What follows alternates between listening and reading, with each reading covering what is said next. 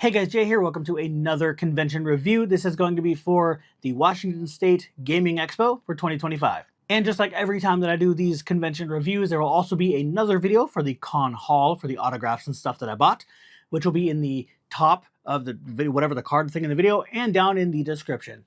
And fair warning, it's long. I had a lot of stuff. This is the most I've ever spent at a con. So, and not even close to like a quarter of it was on autographs. The rest of it was just stuff I bought. So there was a lot of expensive stuff. So, anyway, review. There's really nothing to review. This was the most boring thing I've ever been to. I don't really know what to say. I actually tried recording this already, and I don't know what to say about them. There's nothing happened. It was just boring. So I want to kind of explain that. I think a lot of what was wrong was that they didn't have much advertising, I guess is what you would call it. They didn't advertise the con very much. So we had a friend who didn't even know it was going on, and he's big into all the cons in the area. And he goes to like SummerCon, who runs this con. So he didn't even know this existed. One of his friends was like, hey, he cosplays Hitman. From the video game Hitman. He's Agent 47. He cosplays him, and his voice actor was there. So someone told him that, and he's like, what? So he bought a badge for that day, for Saturday, to come.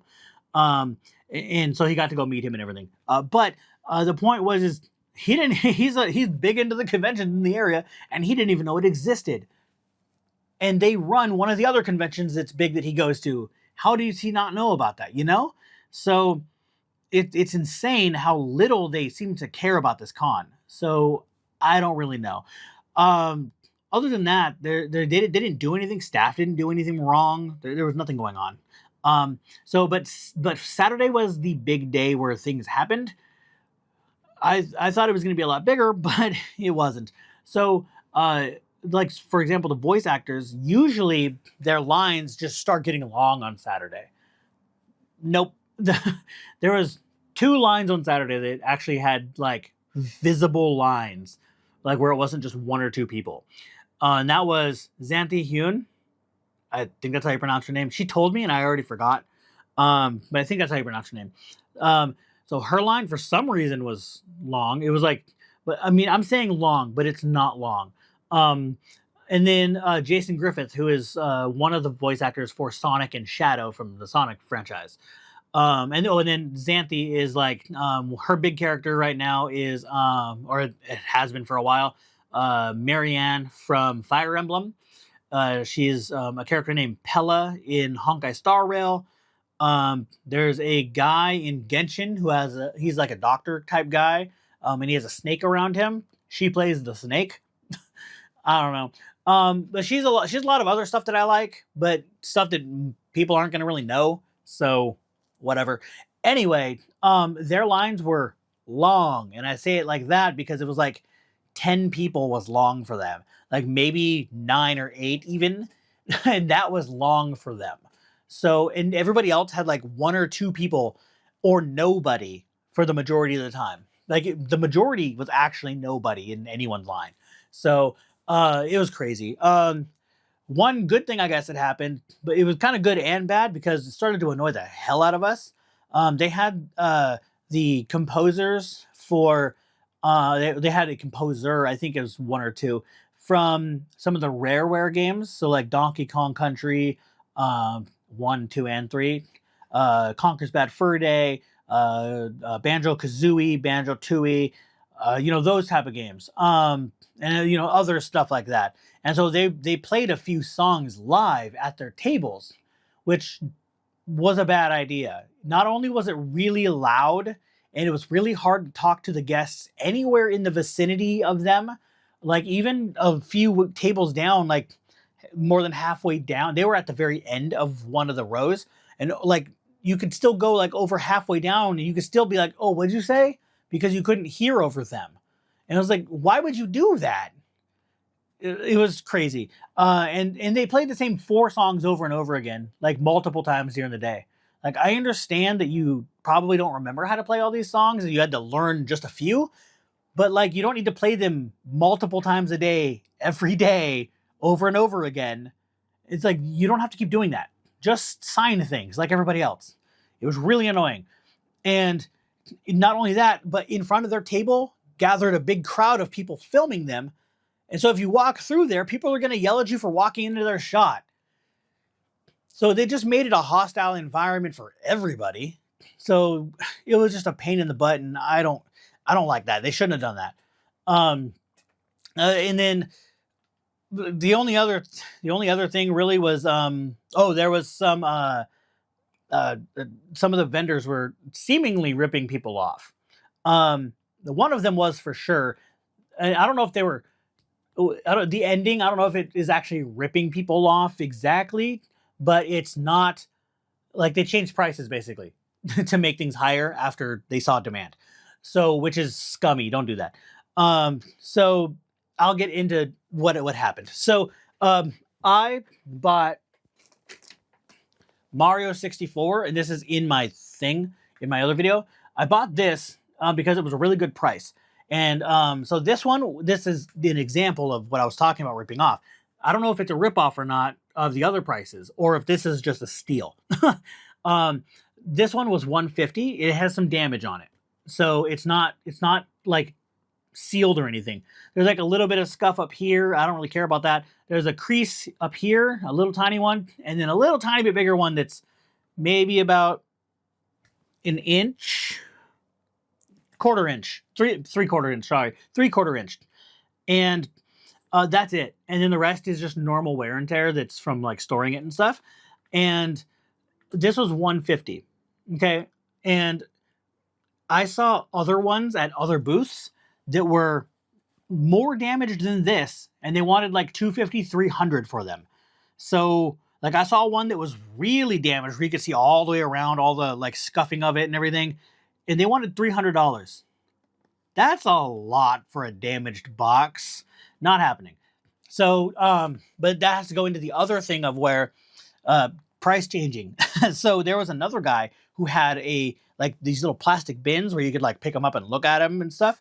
And they had 2 copies of A Link to the Past, Zelda, for the Super Nintendo. And so I had found all those and came back, and I had let my mom and my stepdad know about some games that I saw that I know they would want. So my mom's favorite game is Donkey Kong Country 3. So I was telling her that I found that at one booth, and that's the same booth that I got this at. And so she ended up telling me to grab that. I took pictures of it for Sunday, and she looked it up and made sure of how much damage was on it and what that goes for. And so he was a little bit less than what it normally goes for, like on eBay and stuff. And so she told me to get it. But the reason we were doing it is because I had seen in that one where you can pull them out in the bins, they had the 2 Link to the Past. One had a price sticker on it that just had an 8 and a 0 for $80. So I didn't misread anything. It just had 80. There was no dollar sign, no nothing. Desperate.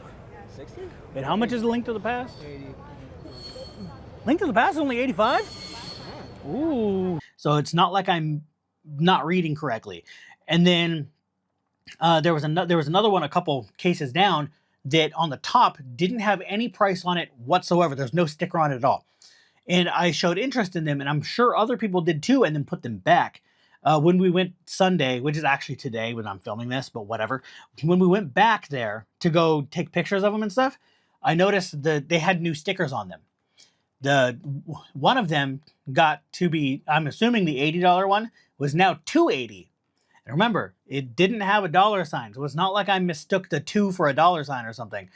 It was just 80. And so he changed it to 280, and the one that didn't have a sticker suddenly now had a sticker, and it was $300. Like, why would you do that? Like, whatever, I'm not going to even bother. And when I was looking through them, he didn't even ask me if I needed help or anything, or like he looked at me and just walked away. Like he didn't even care if I gave him my business the first time. I was like, whatever, screw this guy. So don't do that either. If you're a store that sells this stuff, don't do that. It makes you look really bad. Yeah, other than that, there was nothing to do. Friday, there was maybe 10, not even 10 people cosplaying. We have a friend named Anthony. He took some pictures. One of them was the one who was with me, Hardy, and he was just wearing some Shadow stuff.